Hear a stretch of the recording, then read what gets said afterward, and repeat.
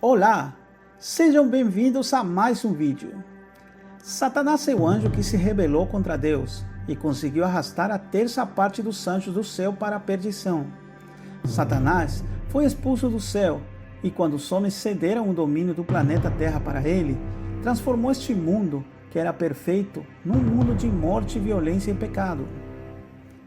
Assim o planeta Terra se tornou o domínio de Satanás e seus anjos. Como vemos em Jó 1,7, ele se apresenta como governante da terra, já que era costume dos reis antigos rodear e andar pelo seu domínio, para descobrir alguma eventual conspiração contra ele. Mas será que existe algum lugar específico que sirva de trono ou centro de poder, desde onde o diabo governa e controla suas hostes malignas? Descobriremos isso neste vídeo, mas antes, não se esqueça de se inscrever no canal para nos ajudar, ok? Bom, agora sim, vamos ao vídeo. A Igreja Católica na Idade Média trouxe a ideia de que Satanás e os demônios ficavam no inferno, no interior da terra, com um enorme tridente castigando os que pecavam contra Deus. Algo sem lógica alguma. Imagina o diabo punindo alguém por se rebelar contra Deus. Essa tradição perdura até os dias de hoje, pois muitos ainda acreditam que existe um inferno, que seria o reino do diabo. Este lugar ficaria nas profundezas da terra. Não são poucos os vídeos nos quais são mostrados supostos sons de demônios vindos do inferno debaixo da terra. O mais recente são os sons de demônios vindos das cavernas de Eufrates. Mas como sabemos, esta teoria não tem respaldo bíblico algum, sendo apenas uma criação medieval católica para amedrontar os fiéis, mantendo-os mais submissos à autoridade papal. Outra das teorias sobre onde ficaria a morada de Satanás e seus demônios é a que se baseia no livro apócrifo de Enoque. Para quem não sabe, apócrifo é um termo que se refere a livros que não são considerados inspirados. O livro de Enoque, desde os tempos antigos, era considerado como não inspirado. Num trecho do livro de Enoque, se afirma que anjos rebeldes foram confinados num lugar onde o céu e a terra terminam. E vi os ventos da terra, que apoiam as nuvens, e vi os caminhos dos anjos. Eu vi no fim da terra o firmamento dos céus acima. E continuei para o sul, e queimava dia e noite, onde havia 7 montanhas de pedras preciosas, 3 voltadas para o leste, e 3 voltadas para o sul. E como um espírito me questionando, o anjo disse: Este é o lugar do final dos céus e a terra. Esta é a prisão para as estrelas dos céus e hostes dos céus. E as estrelas que giram sobre o fogo são aquelas que transgrediram as ordenanças do Senhor no começo da sua ascensão, porque não surgiram nos seus tempos determinados. Ele ficou irado com elas e aprisionou-as até o fim da consumação das suas culpas, no ano do ministério. Muitos usam esses trechos para afirmar que este lugar seria a Antártida, por causa das montanhas que são mencionadas, e o lugar onde o sol estaria presente dia e noite. Então seria ali o lugar onde os anjos rebeldes estariam presos, aguardando o julgamento final. Mas, novamente, esbarramos no problema. Não há nenhum texto da Bíblia que valide essa informação, sem contar que tentar encaixar a Antártida aqui exige muita imaginação.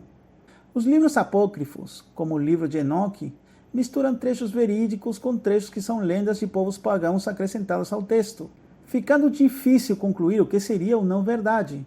Sendo assim, é mais sensato descartar o uso destes livros para um estudo honesto da Bíblia. As Sagradas Escrituras nos contam que Lúcifer foi expulso do céu e veio para a terra. Jesus mesmo afirmou em Lucas 10:18, Eu via Satanás como um raio cair do céu. Portanto, o diabo se encontra aqui na terra, não preso no inferno, pois até os próprios demônios afirmaram em Mateus 8:29 que o tempo do seu castigo ainda não tinha chegado. E eis que clamaram dizendo: Que temos nós contigo, Jesus, Filho de Deus? Vieste aqui para atormentar-nos antes de tempo? Ou seja, podemos concluir por este texto que não existe um inferno onde os anjos caídos estão literalmente presos. Infelizmente para nós, eles estão soltos e estão em toda parte. A Bíblia nos mostra vários lugares como sendo o reino e morada de Satanás. Babilônia. Ele deu um forte grito.